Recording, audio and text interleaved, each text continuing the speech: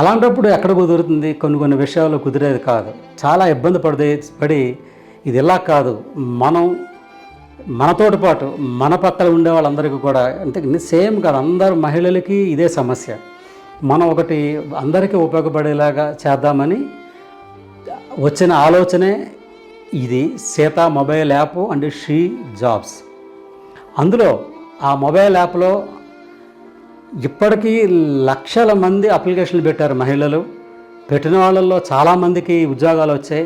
ఎందుకంటే ఉద్యోగాలు రావాలి అంటే దీనికి కంపెనీస్ సిఎంఓలు కూడా సిఇఓలు కూడా సహకరించాలి. సో వాళ్ళందరూ కూడా ఈమె చేసిన ప్రయోగానికి అందరూ కూడా సహకరించారు. ఇంకా రెండోది, చాలామంది మహిళలు ఈమెకి చెప్పింది ఏంటంటే, అంటే మాకు ఐటీ మాత్రమే కాదు, మేము కుట్లు కొడతాము, డిజైనింగ్, నెక్స్ట్ వచ్చేసరికి మేకప్, ఇలాంటివన్నీ మాకు ఉన్నాయి, మరి మాకేమిటి, మాకు కూడా ఉద్యోగాలు రావట్లేదు, మా పరిస్థితి ఎలాగ ఉందంటే ఆ యాప్లోనే వేట్లో కూడా అంటే అలాంటి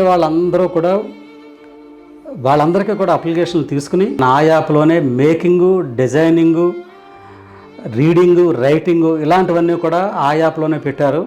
పెట్టిందంటే దానికి కూడా వాళ్ళకి శిక్షణ ఇచ్చి ఆ శిక్షణ ఇచ్చాక వాళ్ళకి ఉద్యోగ కల్పన కూడా చేయించారు. ఇంకో ముఖ్య విషయం, ఈ ఐటీ పరిశ్రమలో ఇంత సంవత్సరం గ్యాప్ వస్తుంది కదా మహిళలకి, వచ్చాక వాళ్ళందరికీ కూడా అంటే కొత్త కొత్త టెక్నాలజీ వస్తూ ఉంటుంది, కొత్త కొత్తవి విధానాలు వస్తాయి. అవి ఏవైతే లేటెస్ట్గా వచ్చాయో వాటికి కూడా ట్రైనింగ్ ఇప్పిస్తారు ఇక్కడ.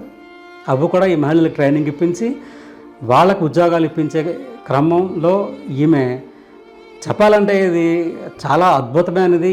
ఈ స్వాతి నీలభట్ల గారు చేసిన సాహసానికి మనందరం కూడా మెచ్చుకోక తప్పదు.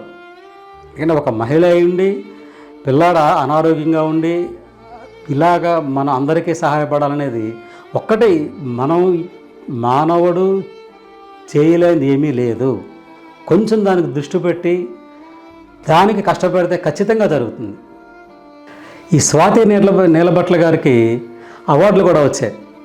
ఎర్నెస్ట్ యంగెస్ట్ ఎంటర్ప్రెన్యూర్, అలాగే 100 మెంబర్స్లో అమెరికా ఈవిడికి ఒక అవార్డు ఇచ్చారు. చూడండి ఒకసారి గుర్తింపు ఎలా వచ్చిందో. మనం చేసిన పనికే గుర్తింపు అనేది వస్తుంది.